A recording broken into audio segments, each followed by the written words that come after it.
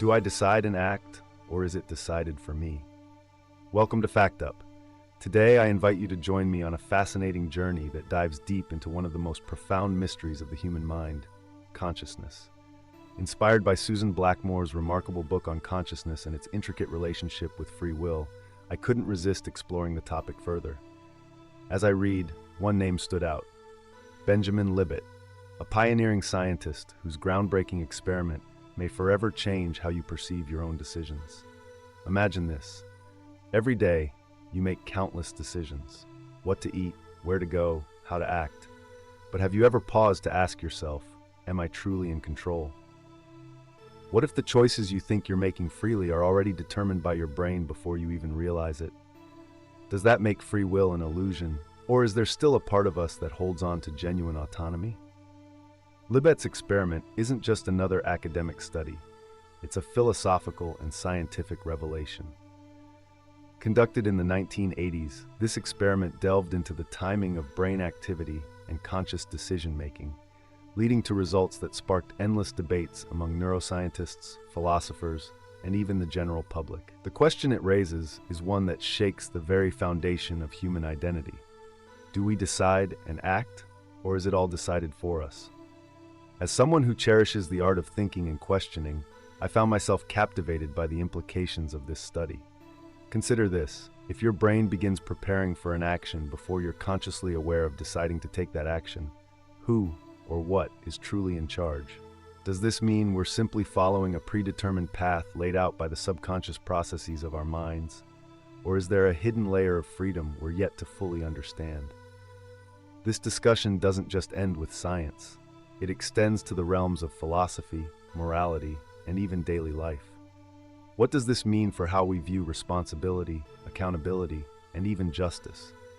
If our actions are decided before we're aware of them, can we truly be held responsible for what we do? And yet there's also a glimmer of hope in Libet's findings, a concept he called the veto power, the ability to stop an action even after it has been initiated by the brain.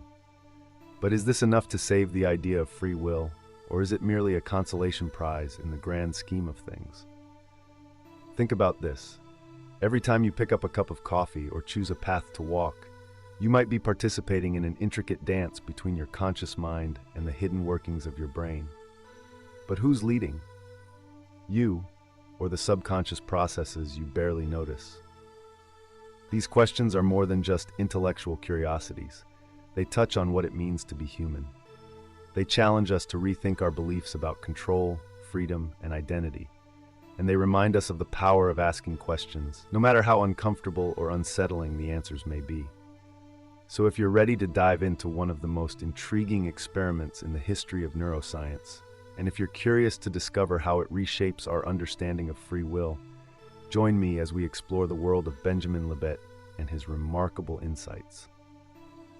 Let's unravel the layers of consciousness and uncover the truth about whether we truly decide or if it's decided for us.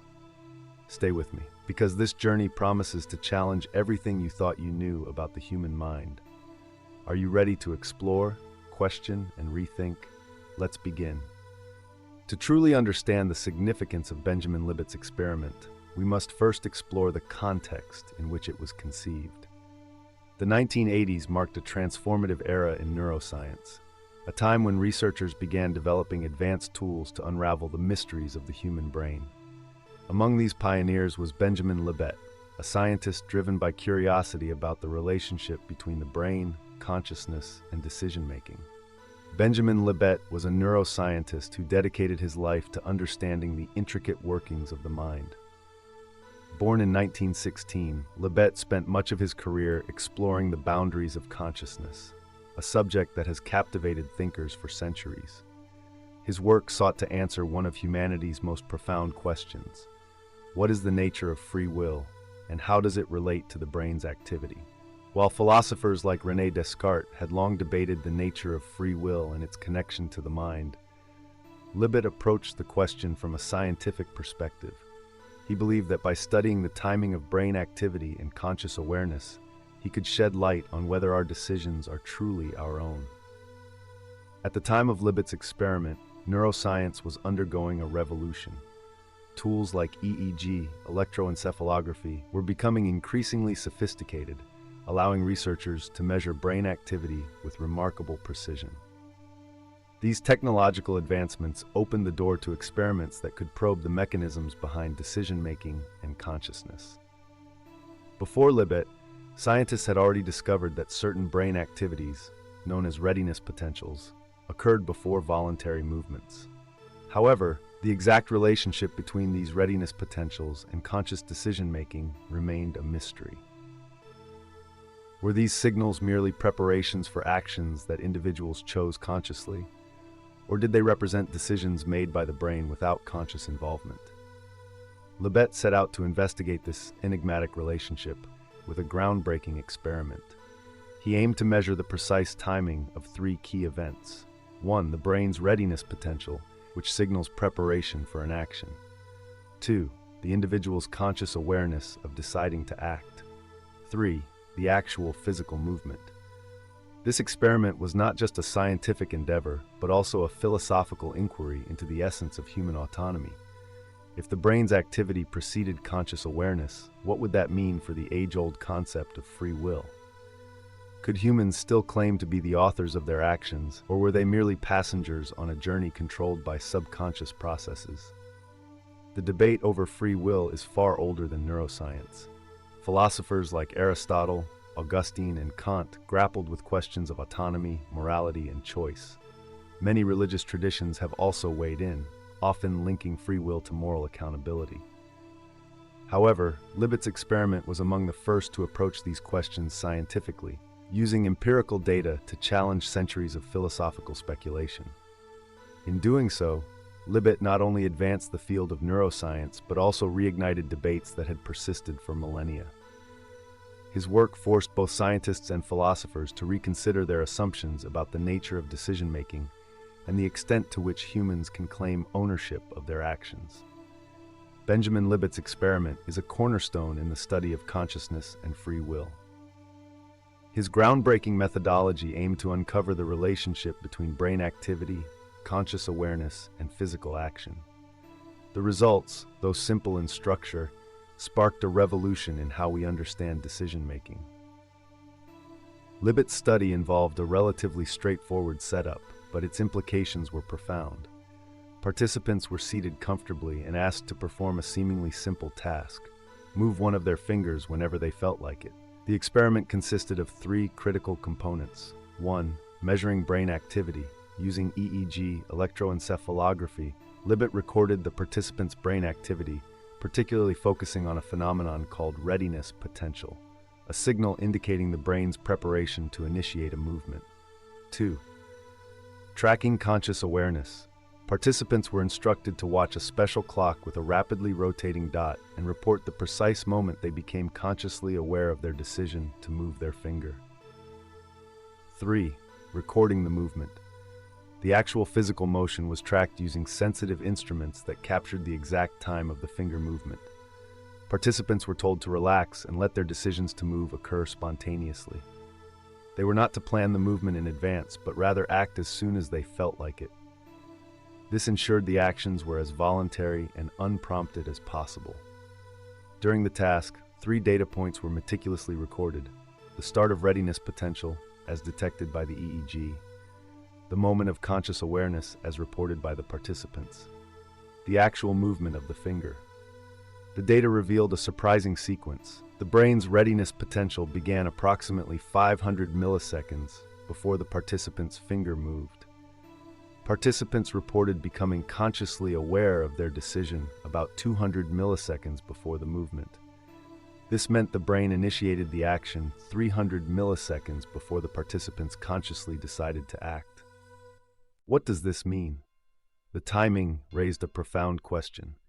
If the brain begins preparing for an action before we are aware of deciding to perform it, can we truly claim to have made the decision? The findings suggested that our sense of free will might be an after-the-fact interpretation rather than the cause of our actions. Libet himself did not dismiss the concept of free will entirely. He proposed that while our actions might be initiated unconsciously, we retain the ability to veto them before they are executed. This idea, referred to as the veto power, implies that while we may not control the initiation of an action, we can still intervene to stop it. This nuanced perspective added complexity to the ongoing debate about autonomy and decision-making.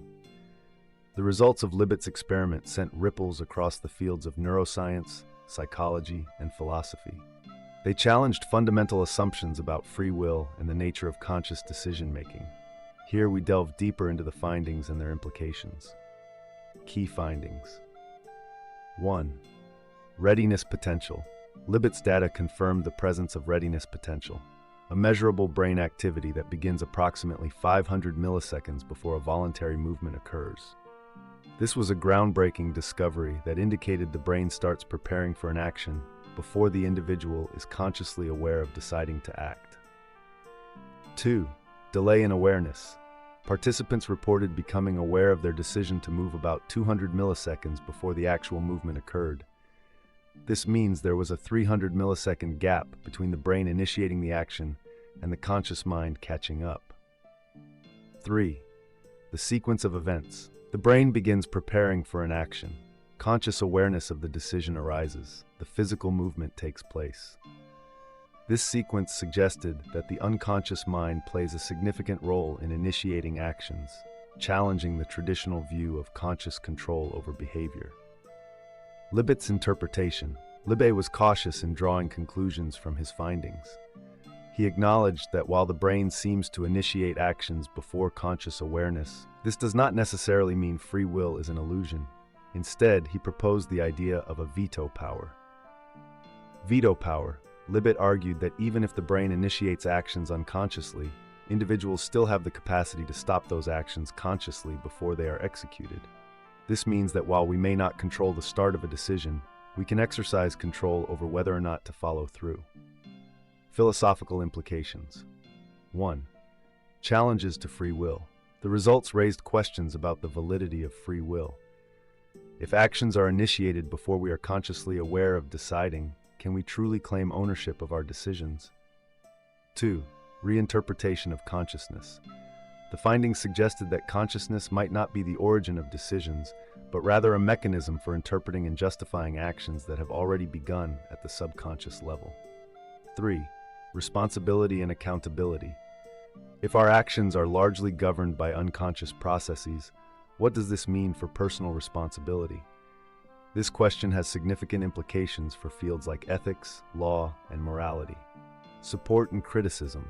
Libet's interpretation was met with both support and skepticism. Supporters praised the experiment for its groundbreaking insights into the timing of brain activity and consciousness. Critics argued that the tasks in Libet's experiment were too simple to generalize to complex decisions. They also questioned the reliability of participants' self-reported awareness, suggesting that the findings might be influenced by limitations in experimental design or measurement techniques. Legacy of Libet's work. Despite the debates, Libet's findings have had a lasting impact on both science and philosophy. They have inspired further research into the neural basis of decision-making and continue to challenge our understanding of what it means to have free will. Libet's experiment remains a cornerstone in the exploration of consciousness, sparking discussions that bridge the gap between neuroscience and philosophy. Benjamin Libet's experiment, while groundbreaking, was not without controversy. Its findings sparked heated debates across various disciplines, drawing both admiration and skepticism. Scientists, philosophers, and even lay people grappled with the implications of Libet's work, leading to a rich tapestry of reactions and critiques. Support from neuroscientists. Many neuroscientists saw Libet's findings as a major step forward in understanding the brain's role in decision-making. The discovery of readiness potential as a precursor to conscious decisions provided valuable insights into how the brain processes actions. Technological limitations. Critics argued that the technology available at the time, particularly EEG, lacked the precision needed to fully capture the complexity of brain activity. EEG's limitations. EEG measures electrical activity at the surface of the brain, making it difficult to pinpoint the exact neural circuits involved in decision-making. Temporal resolution. Critics questioned whether the reported timings of readiness potential and conscious awareness were entirely accurate. Reproducibility. While many studies have confirmed the presence of readiness potential, some researchers have found variations in the timing and interpretation of these signals. These inconsistencies raised questions about the universality of Libet's findings. Philosophical reactions. Challenges to free will. Philosophers have long debated the existence of free will, and Libet's findings reignited this age-old discussion. Two prominent perspectives emerged. Determinism. Some argued that Libet's work supports the idea that all actions are determined by prior causes, leaving little room for free will. Compatibilism. Others suggested that free will can coexist with unconscious processes, as long as individuals retain the ability to reflect on and influence their actions. The veto debate.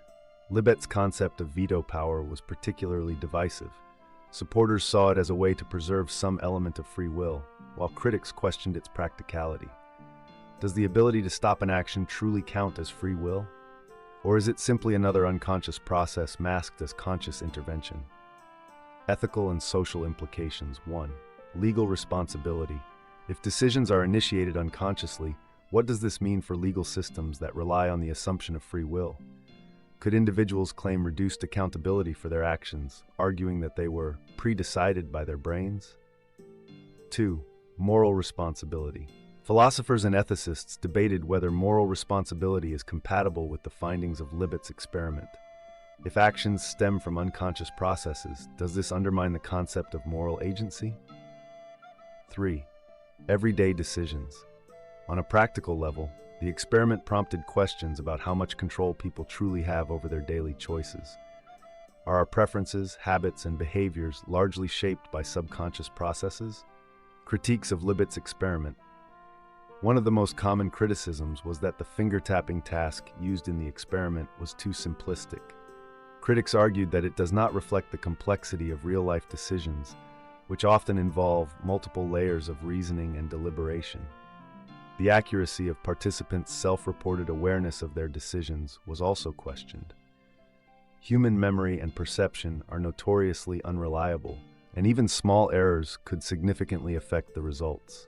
Libet's findings, while compelling, were based on a specific experimental setup. Critics cautioned against generalizing these results to all types of decisions, especially those involving ethical, emotional, or complex thought processes. Despite the critiques, Libet's work remains a cornerstone in discussions about consciousness and free will. It has inspired countless studies and philosophical debates, pushing the boundaries of what we know about the human mind. The questions it raises about autonomy, morality, and the nature of self continue to challenge our understanding of what it means to be human. Libet's experiment not only advanced the scientific understanding of brain activity and decision-making, but also brought forth profound philosophical and social questions. Its implications extended far beyond the laboratory, touching on the very essence of human autonomy, morality, and societal structures. Rethinking consciousness and free will. 1. The role of consciousness. If actions are initiated before conscious awareness, consciousness may not be the origin of decisions, but a later stage in the process. This redefines the role of consciousness from a decision-maker to a narrator who interprets and rationalizes subconscious actions. 2. Illusion of control. The experiment suggests that the sensation of free will might be an illusion, a byproduct of our brain's need to construct a coherent narrative about our actions. This raises the question, is it enough to feel in control, even if we aren't? The results reignited the debate between determinism and free will.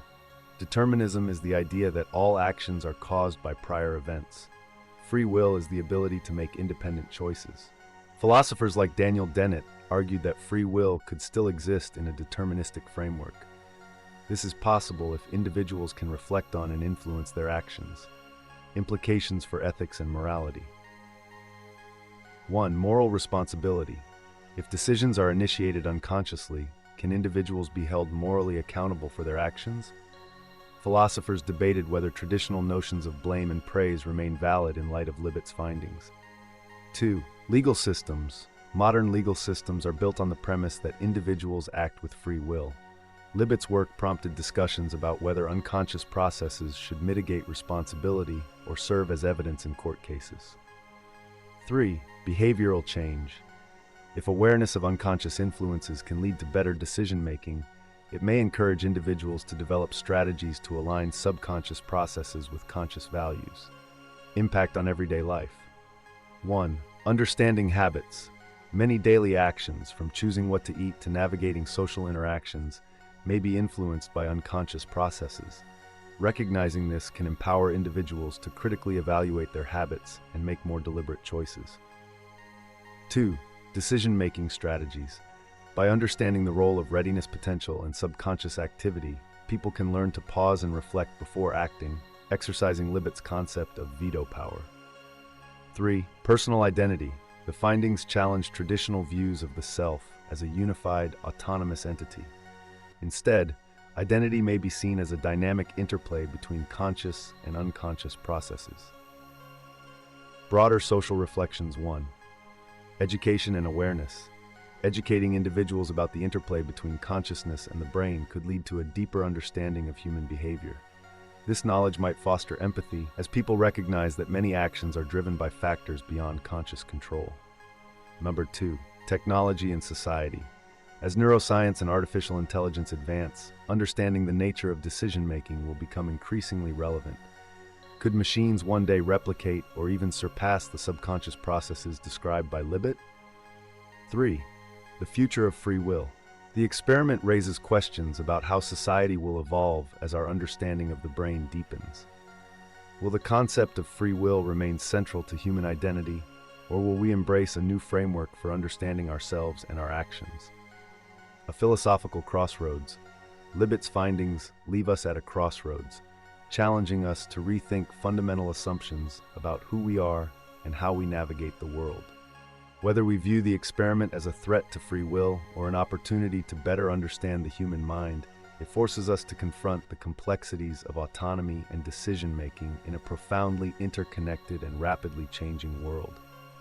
Benjamin Libet's groundbreaking experiment not only reshaped academic discussions but also permeated popular culture, inspiring works in literature, film, and media.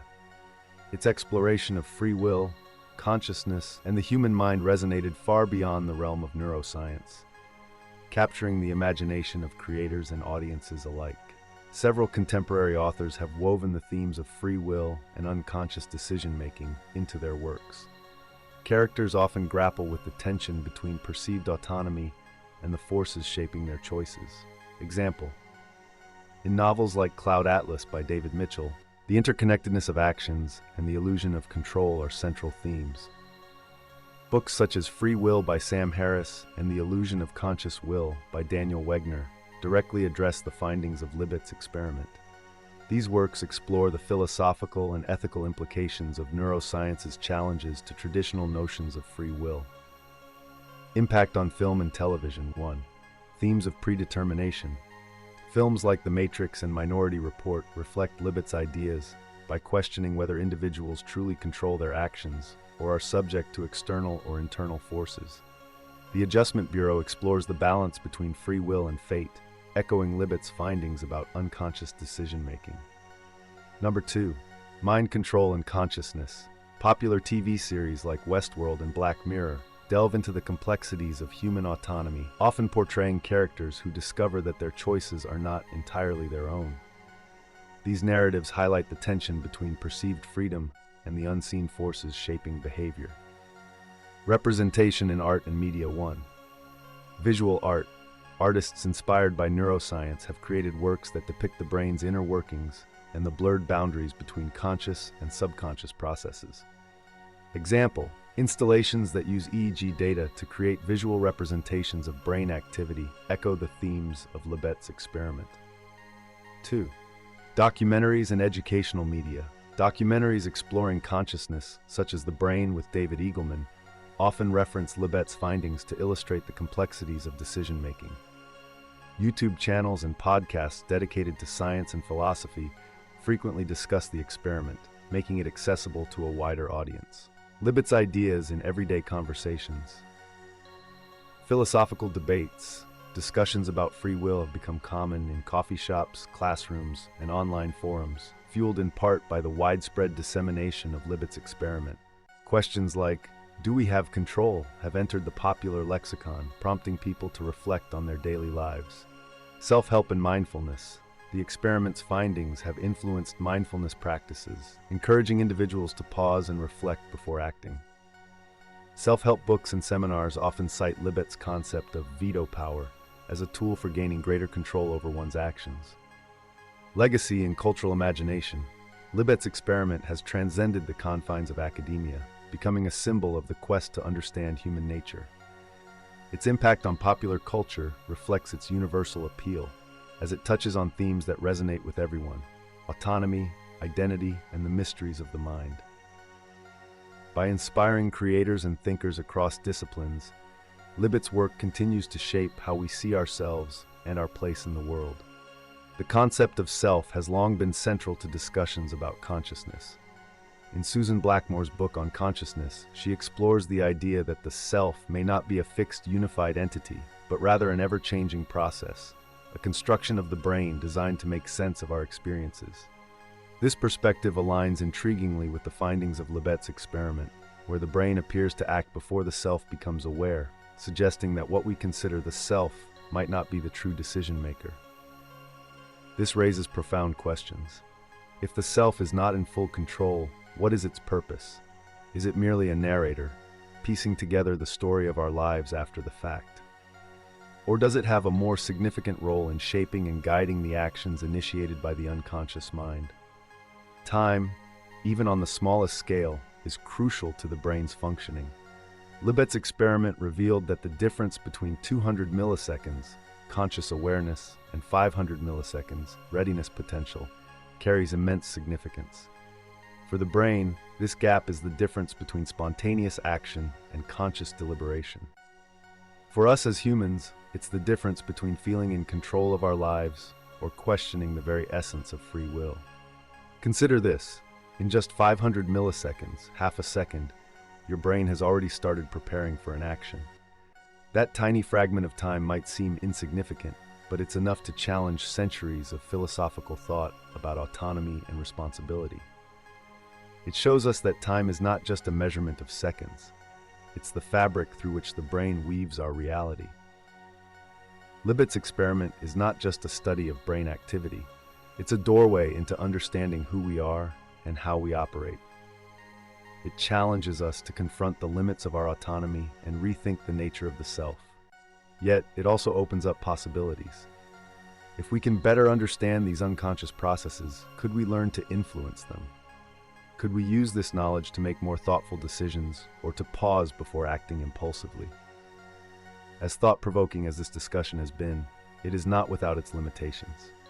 For instance, how do these findings apply to more complex decisions like choosing a career or a life partner?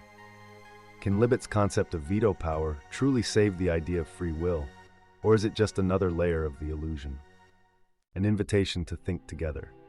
Now it's your turn. What do you think about the results of Libet's experiment?